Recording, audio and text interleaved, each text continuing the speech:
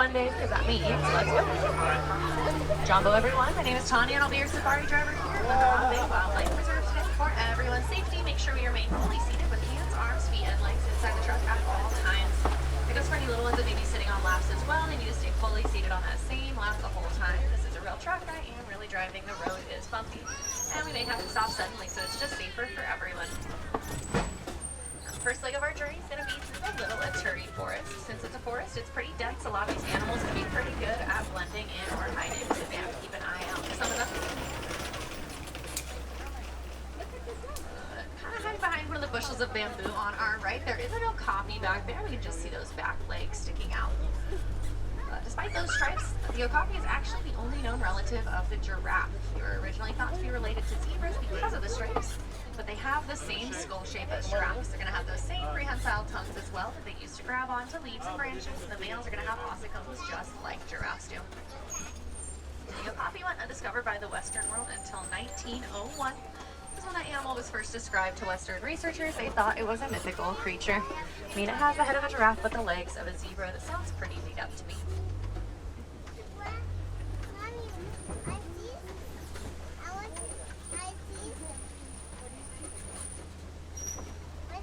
Over on our left here says a black rhino just peeking out there. Now they're going to weigh in around 3,000 pounds, but that's actually pretty small as far as African rhinos go. Others are going to be much, much larger. And they are critically endangered. There's only about 6,000 of them left in the world today. They don't have any natural predators either. The rhino's biggest threat is going to be humans. They're often poached for their horns because they're believed to have medicinal quality. They're actually just made of the same material as our fingernails. They're just made of keratin.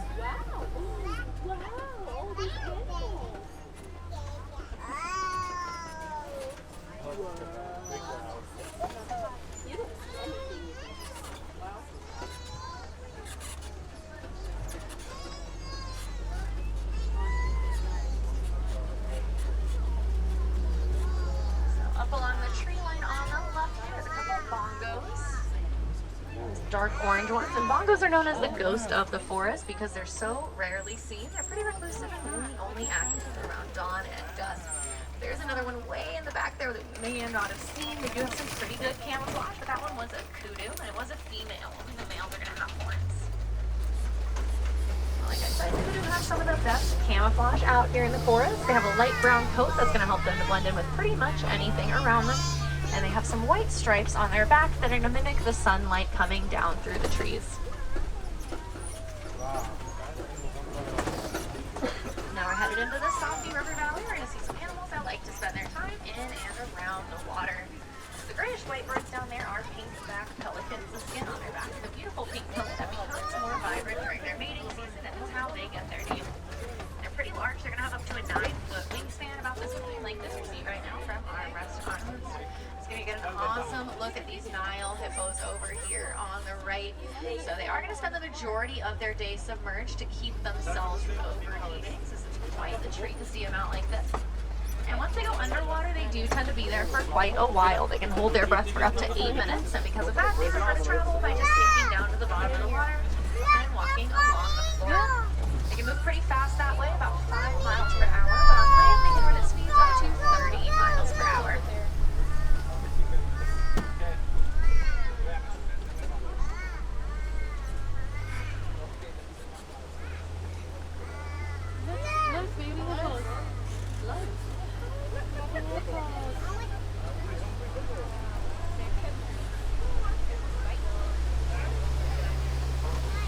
Coming up on the left here, some of the shortest jaws in the animal kingdom. These are Nile crocodiles. They can be up to 16 feet long. Make sure you're staying seated for me. Everyone have a seat. Thank you.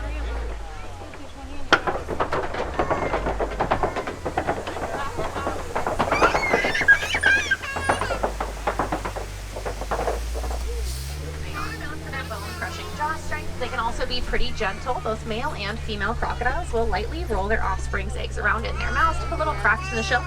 That's going to make hatching just a little bit easier for those babies. And the temperature that a crocodile egg sits at before it hatches is going to determine whether it's male or female. If those eggs are sitting in a cooler climate, it'll be a female. In a warmer climate, it'll be a male. Depending on what time of year those crocs mate, they kind of have control over the numbers in their population.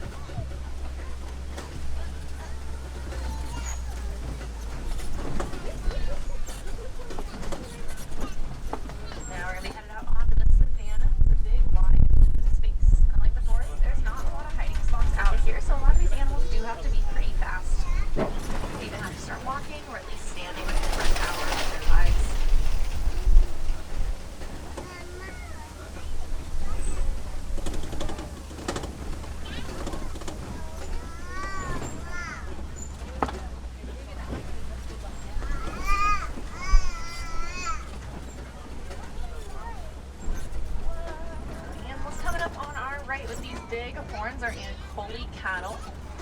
And they're the only domesticated animal to live out here amongst the wild animals on the reserve. They're seen as a symbol of wealth in parts of Africa, and the more Ankole cattle you have, the wealthier you are. As massive as those horns are, though, they only weigh about 35 pounds, and that's because they have a honeycomb structure on the inside that's going to help the animal to regulate their body temperature.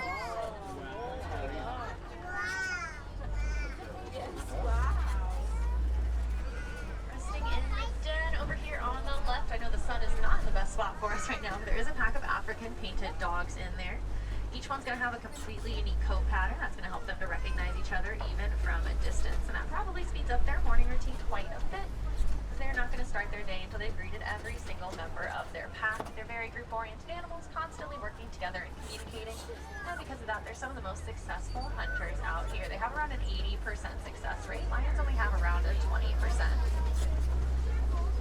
These dark brown animals on the left are sable antelope, and they're the emblem for the Harambe Wildlife Reserve because when they get threatened, they're going to stand their ground and protect their herd, just like we protect these animals out here.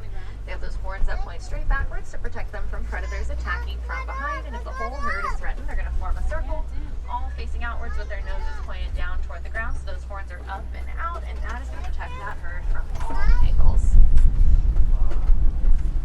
You may have noticed that all the trees out here are roughly trimmed to the same height. That is going to be giraffe height. You have Maasai giraffes out here that stand between 16 and 20 feet tall, with their necks alone being about 6 feet long, but they have the same 7 vertebrae that we have in our necks. Theirs are just much, much larger. My favorite thing about giraffes, though, is the fact that they have purple tongues, and it's because they spend around 18 hours of the day eating. If their tongues weren't purple, they would constantly be getting sunburned. These big light brown antelopes on the left are elands. They're one of the largest African antelope. They stand around 6 feet tall at the shoulders, so about the same height as your armrest right now. And they take their long, twisted horns, dig around in bushes, pull out whatever they can, and make it into a flower crown so they can appear more attractive to potential mates.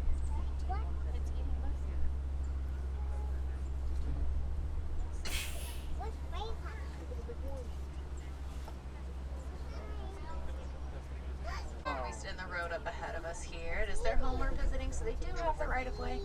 As soon as they're ready to move, we're ready to move as well. But yeah, those wildebeest are those gray animals. And they're pretty big herd animals. They're going to migrate in confusions into the millions across Africa every single year, making them the second most densely populated mammal group just behind humans. No other mammals are going to congregate in those numbers.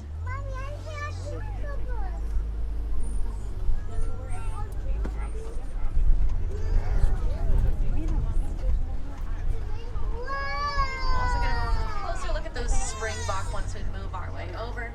But those little brown and white antelope over there are springbok, my personal favorite animal out here on the reserve. They're so small but so mighty. They only stand about 2.5 to 3 feet tall, but they do this thing called pronking, which is where they jump up off the ground with all 4 feet. They can jump 6 feet up and over 10 feet forward from the standstill. It's absolutely insane to watch.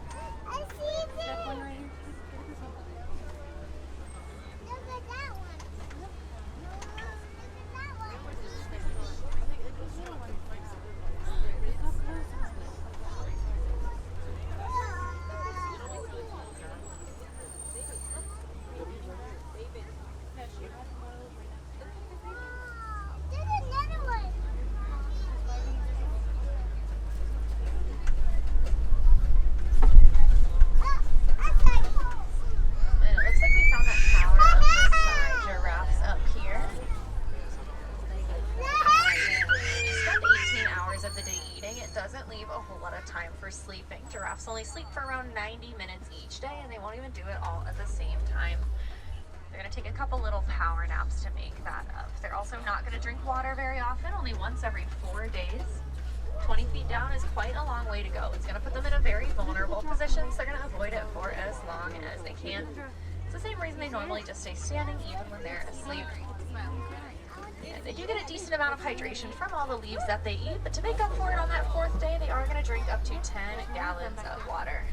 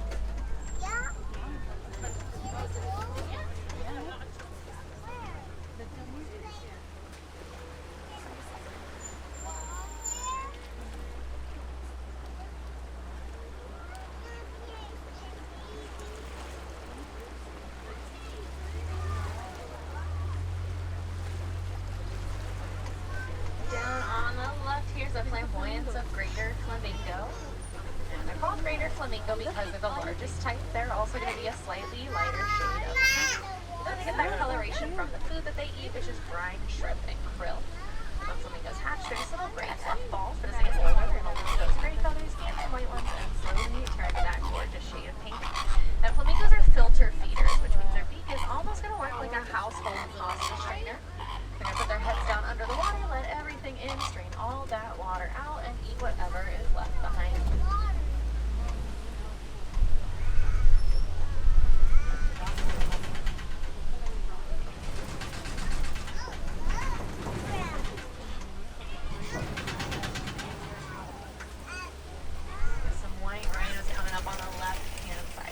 With the black rhino, I mentioned that 3,000 pounds is pretty small. White rhinos are going to weigh upwards of 5,000, making them the third largest land mammal just behind African and Asian elephants. And they love to roll around in those mud walls that we see on the left. That's going to offer a form of sunscreen, a bunker pond, and a way to cool off. If you look at the bottoms of the trees or some of the rocks in this area, they're kind of rubbed away or coated with mud. Rhino horns are made of keratin, like our fingernails. You can often find rhinos using those trees and rocks like nail files. We'll also use them as the occasional back scratcher.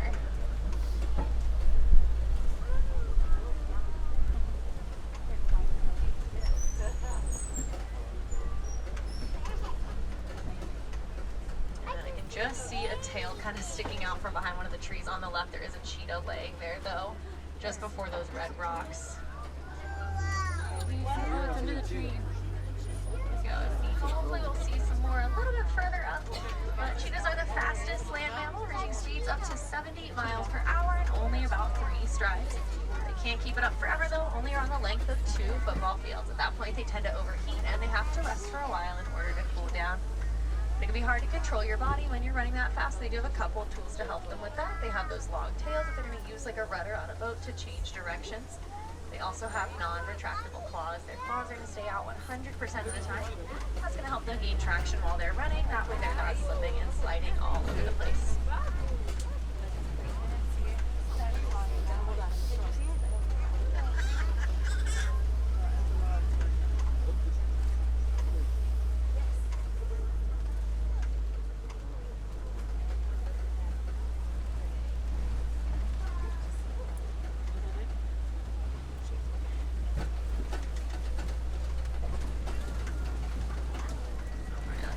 Ostrich coming down the road ahead of us here. Hopefully we get a good look on our right hand side. And ostriches are the largest bird. They can stand up to 9 feet tall. And they are flightless, but their wings aren't entirely useless. They can run at speeds up to 40 miles per hour, so they're going to use those wings to help them change directions while they do that. If we take a look to the left, we'll see 2 lions resting on top of these Kobe rocks. And in true cat fashion, they're going to be sleeping or resting for around 18 hours of the day. Normally charging up. Nope, we're not whistling at the animals, guys. We're going to be sleeping or resting for around 18 hours of the day. Okay, who is whistling? Stop whistling. We're not trying to get the attention of the animals.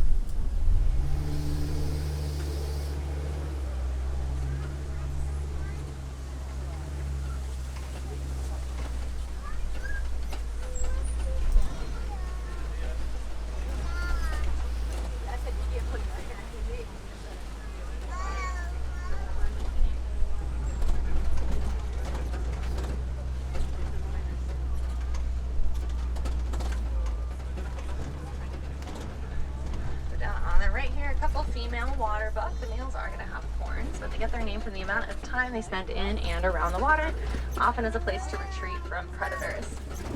And the skin even secretes an oily solution. It's going to help to make their fur almost water resistant. They can then spend even more time in the water.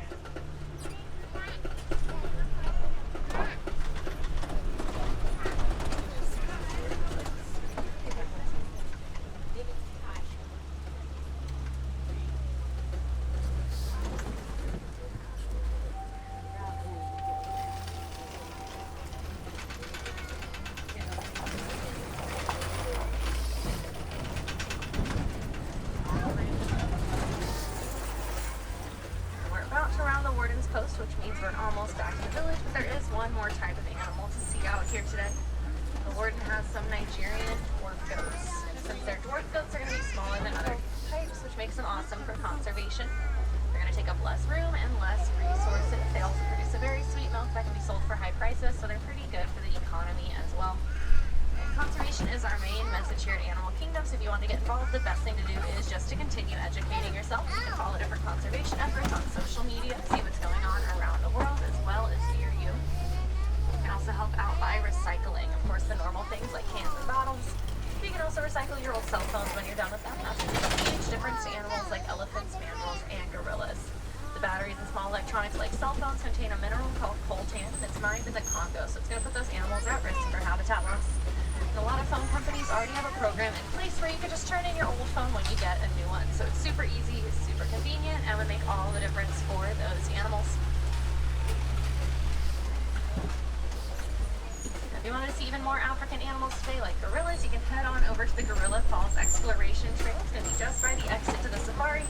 It's about a 15 to 20 minute self-guided tour, but there's researchers all along the way to answer any questions you may have. It's also completely accessible, so you're welcome to bring strollers and wheelchairs all the way through. If I have any wilderness explorers on board today, you've been aboard the Symbol 1 to Gorilla Falls, is where you'll be headed to get that safari badge.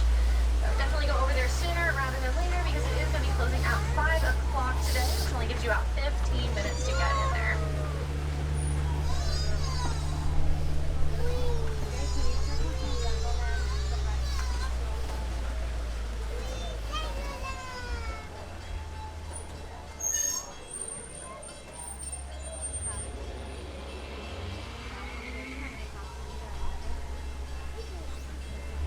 Here in Harambe, we don't like to say goodbye. It's far too sad and far too final. Instead, we like to say quaterini, which means to go well. So my friends, go well, go wild, and go have fun out there today, and enjoy the rest of your day here at Animal Kingdom.